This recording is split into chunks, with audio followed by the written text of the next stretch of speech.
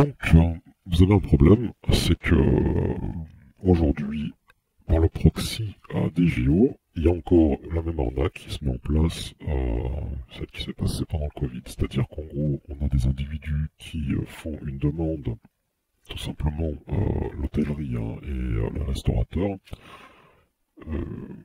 d'études de dossier, et ils l'ont préparé, le coup sciemment.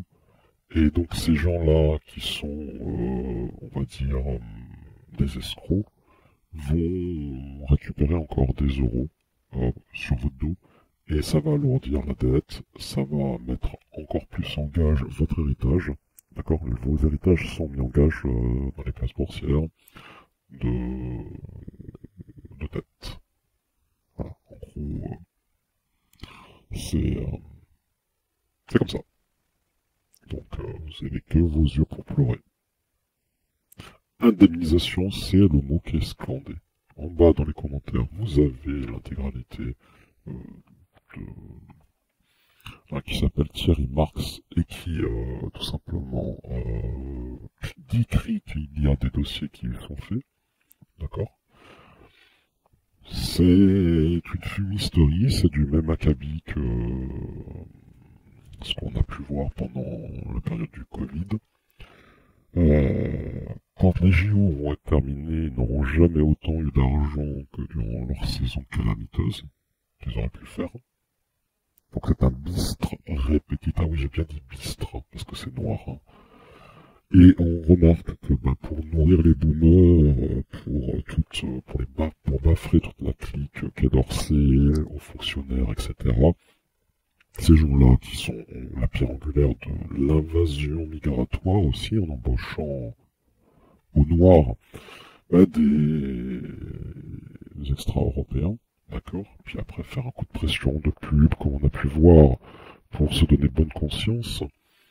Bon, il y en a un, son fils est passé très pas, je dirais, écoute, c'est le tarif, Et ces restaurateurs, pendant ce temps que les gens vont au-delà des pires catastrophes à Manon ou CBDC par la suite, ils préconisent, bien entendu, plébiscitent les pires cloche-pied droit, cloche-pied gauche de lois diverses et variées.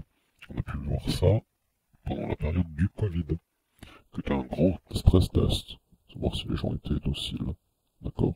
D'autres populations n'en ont pas été, ne se sont pas fait avoir, et bravo, chapeau pour eux, ils ont démontré que, en fait, ils ont une dignité. Par contre, certains, ça a été, comment dire, des bignes oui ou les pires crampes que la Terre ait pu porter.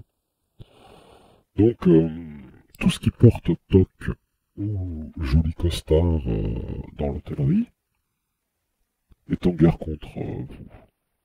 Et vous spoil. Votre fric prévoit tout simplement de vous alourdir au niveau de la dette, encore une fois. Donc, c'est l'une des plus grosses corporations, c'est une des, au pluriel, corporations au pluriel, c'est hôtellerie et restauration, les plus odieuses et putrides de France. Et aujourd'hui, on voit que ces gens-là demandent du pognon, sur votre dos.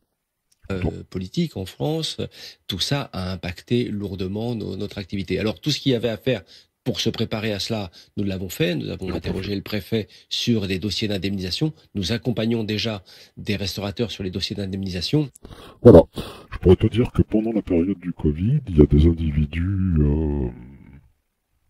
j'en parlerai de ces quatre, de toute cette petite clique qui un peu kawaii Japon, qui s'amissait, que c'est la clique à Macron. Ce genre de gugus, tout simplement pendant la construction de leur restaurant Made in Japan, on fait croire qu'ils étaient pendant la période d'ouverture et que du coup ils peuvent pas ouvrir et tout ça et qu'il y a des frais, donc ils ont escroqué. Et ils ont eu une rasade phénoménale. C'est-à-dire que toi, tu veux construire quelque chose dans un centre bien spécifique, et que voilà, ça démarre, bah, t'aurais jamais eu ce coup de pouce là. Voilà, donc bienvenue en France, toujours la même technique. Rien n'a changé, rien de nouveau sous le soleil. Je pense qu'il est grand temps pour certains d'être, comme dirait Jean-Claude Van Damme, aware et faire le job. Hein, et ne pas nourrir les Grégor. Mais en tout cas, là aujourd'hui, ils vont avoir une rasade phénoménale, tous ces gens en question. Et c'est toi qui vas mettre la main à la poche. Eh oui. T'es très généreux. Merci. Sur ce, je te laisse. Hasta luego, les Bolivariens.